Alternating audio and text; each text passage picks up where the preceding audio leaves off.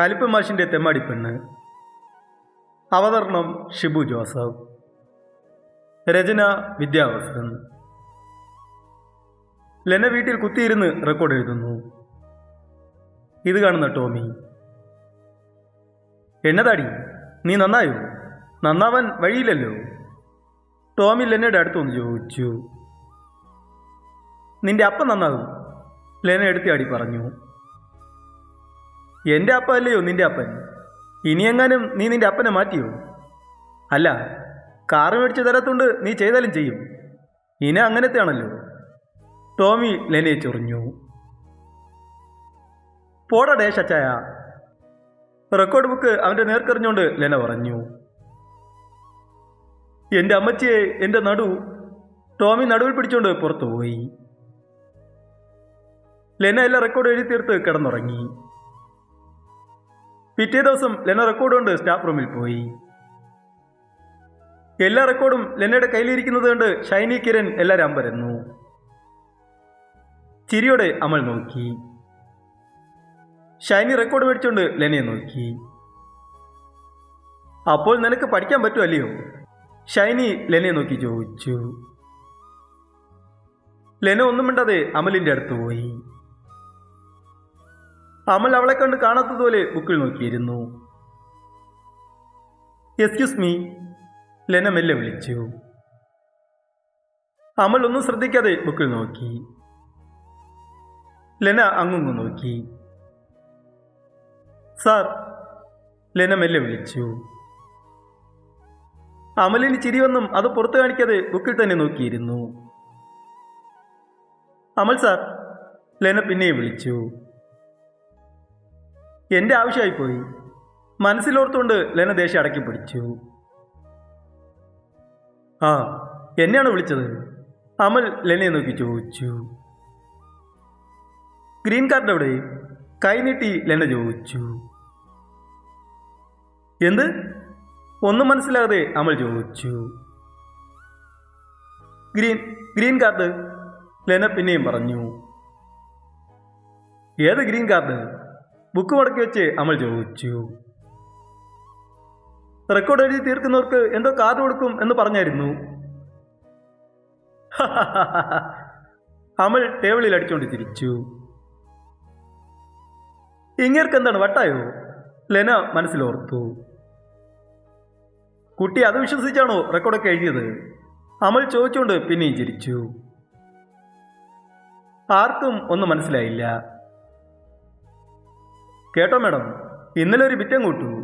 Record എഴുതുന്നവർക്ക് green card, അതുണ്ടെൽ exam എഴുതാൻ പറ്റും. Red card, അത് കിട്ടിയാൽ 5 ഇയേഴ്സിന് കോളേജിൽ പഠിക്കാൻ പറ്റില്ല. ഈ കോളേജിൽ മാത്രമല്ല ഒരു കോളേജിൽ വന്ന്. പാവം, ഈ കുട്ടി വിശ്വസിച്ചു. അതുകൊണ്ടാ റെക്കോർഡൊക്കെ ഇപ്പോൾ വന്നത്. ചിരിയോടെ അമൽ പറഞ്ഞു. ഇത് കേട്ട മറ്റുള്ള ടീച്ചറും ചിരിച്ചു. വെറുതെ അല്ല ഈ തെമ്മാടിപ്പെണ്ണ് നന്നായത്. ഈ പെണ്ണിന് ഇച്ചിരി അഹങ്കാരം കൂടുതലാണ്. അതങ്ങ് സാറ് മാറ്റിക്കൊടുത്തു, ഷൈനി ചിരിയോടെ പറഞ്ഞു. ലെന ഉറഞ്ഞു തുള്ളി. പിന്നെ നിന്നെയൊക്കെ ഇങ്ങനെ അടക്കാൻ മാത്രമേ പറ്റൂ. മാന്യമായി പറഞ്ഞപ്പോൾ അഹങ്കാരം, ഇപ്പോൾ എന്തായി? അമൽ ലെനയുടെ അടുത്തൊന്ന് ചോദിച്ചു. നിന്നെ ഞാൻ എടുത്തോളാം കാട്ടാളാ. ലെന പല്ലും കടിച്ചോണ്ട് പോയി. പാവം, അമൽ പറഞ്ഞുകൊണ്ടിരുന്നു. ഇന്ന് വരട്ടെ, കാണിച്ചു തരാം, ലെന പറഞ്ഞുകൊണ്ട് എന്തോ ക്ലാസ്സിലിരുന്ന് ആലോചിച്ചു. എനിക്കിട്ട് 8ന്റെ പണിയെന്ന കള്ള, നിനക്കിട്ട് ഞാൻ 16ന്റെ പണി തരും, ലെന ആലോചിച്ചു.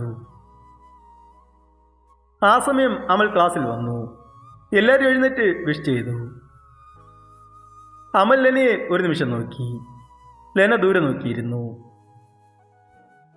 ഡിയർ സ്റ്റുഡൻസ്, ക്രിസ്മസ് ഫംഗ്ഷൻ നടത്താനുണ്ട്. എല്ലാവരും 200 രൂപ വെച്ച് തരണം, ചിരിയോടെ അമൽ പറഞ്ഞു. സാറാണോ ചാർജ്? ആരും ചോദിച്ചു. അതെ, ഈ വർഷം അതിഗംഭീരമാക്കണം, ചിരിയോടെ അമൽ പറഞ്ഞു. ഓഹോ, ശരിയാക്കി തരാം, പൊളിച്ചടിക്ക് കയ്യിൽ തരാം, മനസ്സിൽ പറഞ്ഞുകൊണ്ട് ലെന അമലിനെ നോക്കി. ഉച്ച കഴിഞ്ഞ് അമൽ സ്റ്റാഫ് റൂമിൽ പോയതും അവൻ്റെ സീറ്റിൻ്റെ മുന്നിൽ സക്രിയ ഇരിക്കുന്നത് കണ്ടു. അമൽ കിരണിനെ നോക്കി. ലെനയുടെ അപ്പച്ചനാണ്.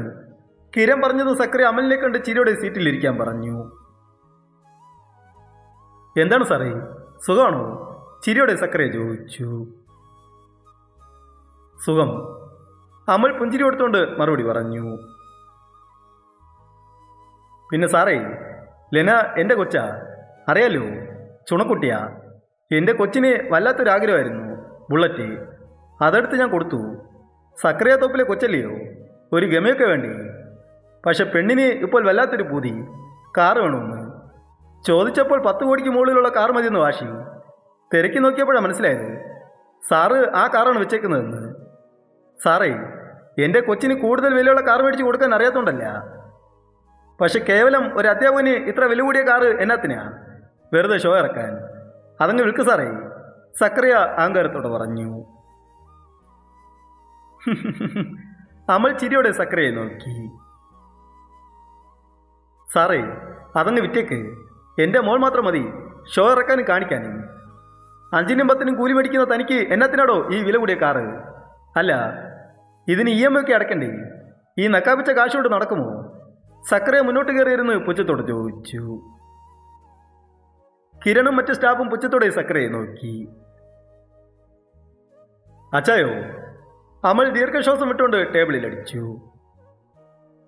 സക്രിയ ഒന്നും മിണ്ടാതെ അമലിനെ നോക്കി. എൻ്റെ കാറിൻ്റെ വില 11 കോടി. റെഡി ക്യാഷ് കൊടുത്ത് മേടിച്ചതാണ്, ഒരു ചില്ലി പൈസ EMI ഇല്ലാതെ. അമൽ പറഞ്ഞുകൊണ്ട് കസേരയിൽ നിന്ന് എഴുന്നേറ്റു. എല്ലാവരും ഞെട്ടലോടെ വാ വിളിച്ച് അമലിനെ നോക്കി. അമൽ സക്രിയയുടെ അടുത്ത് വന്നു.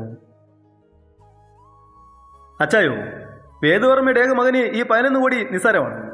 1 മാസത്തെ വട്ടത്തിലവൻ്റെ അത്രയേ ഉള്ളൂ ഈ പൈസ എനിക്ക്, അമൽ പറഞ്ഞു നിർത്തി. സ്റ്റാഫ് എല്ലാവരും കണ്ണും തള്ളി അമലിനെ നോക്കി. സക്രിയ ഒന്നും മിണ്ടാതെ എഴുന്നേറ്റു. പണക്കാരൻ പണക്കാരൻ എന്നൊക്കെ അച്ചായൻ പറയുന്നല്ലോ. എൻ്റെ അച്ഛൻ്റെ മുന്നിൽ നിങ്ങളൊരു വിഷയക്കാരനാണ്.